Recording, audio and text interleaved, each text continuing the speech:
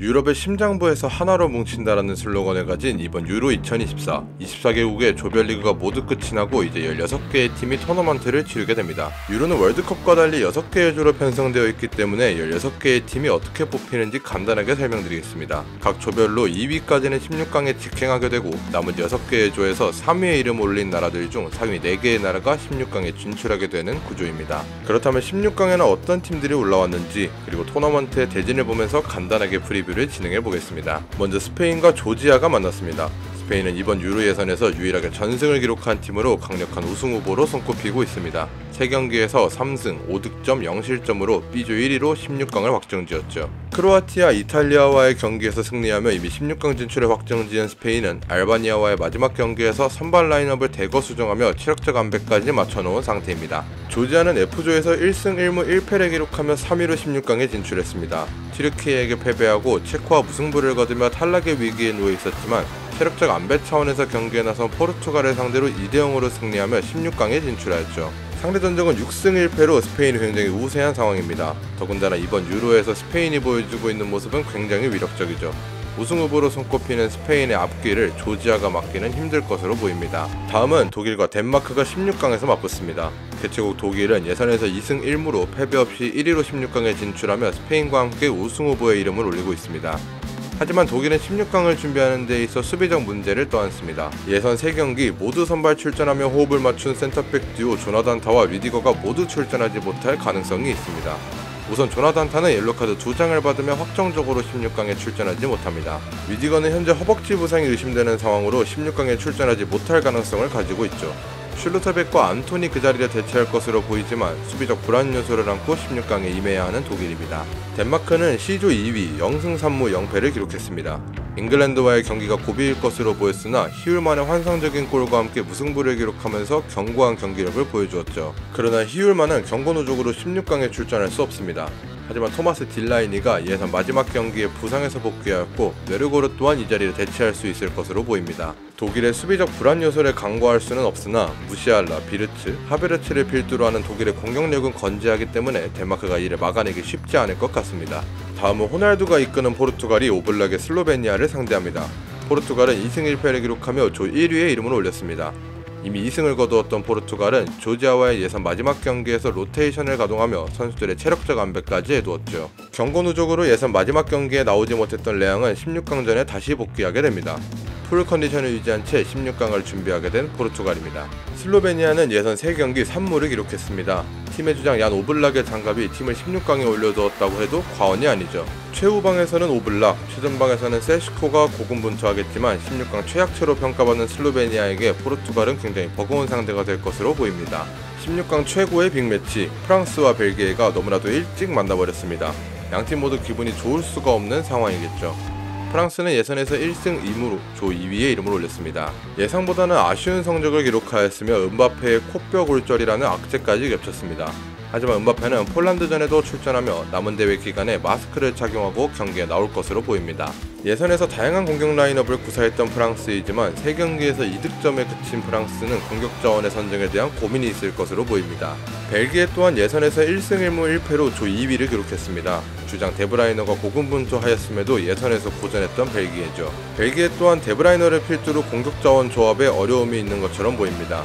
루케바키오, 트로사르, 도쿠 등 윙어의 고민과 더불어 루카쿠의 기량 저하에 따른 오펜다의 선발 출전도 고민해볼 수 있을 것 같습니다. 양팀 모두 이번 대회에서 아쉬운 모습을 보여주고 있는 것은 사실이지만 16강에서 가장 재미있는 매치가 될 것 같습니다.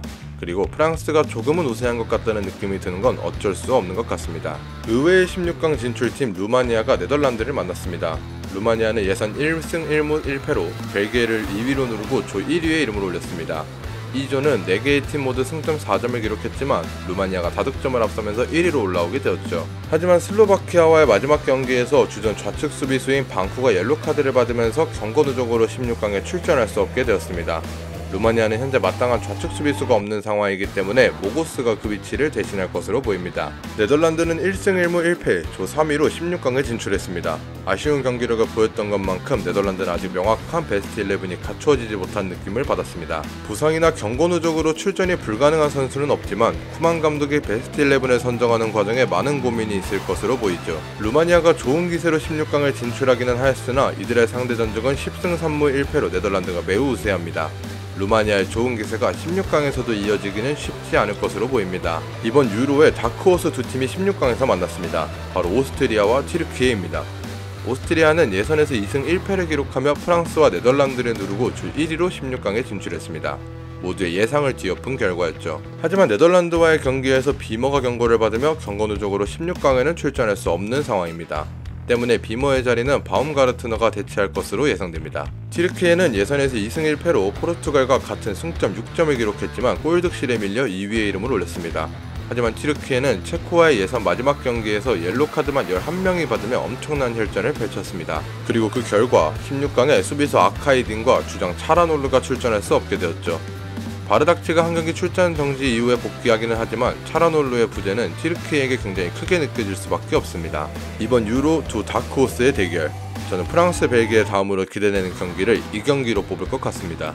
튀르키예가 차라놀루의 부재를 이겨내면서까지 오스트리아를 잡아내기는 쉽지 않을 듯합니다. 이번 대회 강력한 우승 후보로 뽑혔던 잉글랜드와 슬로바키아가 만났습니다. 잉글랜드는 1승 2무로 조 1위의 이름을 올리기는 하였습니다만 너무나 아쉬운 모습을 보여주고 있습니다. 초호화 라인업과는 상반되는 초라한 경기력으로 구설수에 오르기도 하였죠. 우선 잉글랜드는 포든의 출전 가능성이 미지수입니다. 세 번째 자녀의 출생으로 잉글랜드에 복귀했던 포든이 빠른 시간 내에 출전 준비를 할 수 있을지 의문이죠.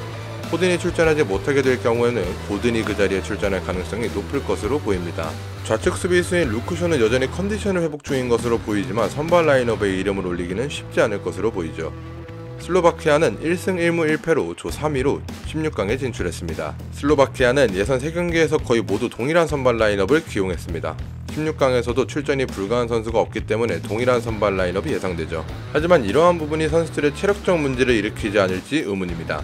잉글랜드가 좋지 않은 경기력을 보여주고 있는 것은 사실이지만 역대 상대 전적에서 5승 1무로 슬로바키아에게 패배가 없는 잉글랜드가 경기를 가져갈 것으로 보입니다. 하지만 이 경기마저도 졸전 끝의 경기를 승리하는 모습을 보여줄 것 같네요.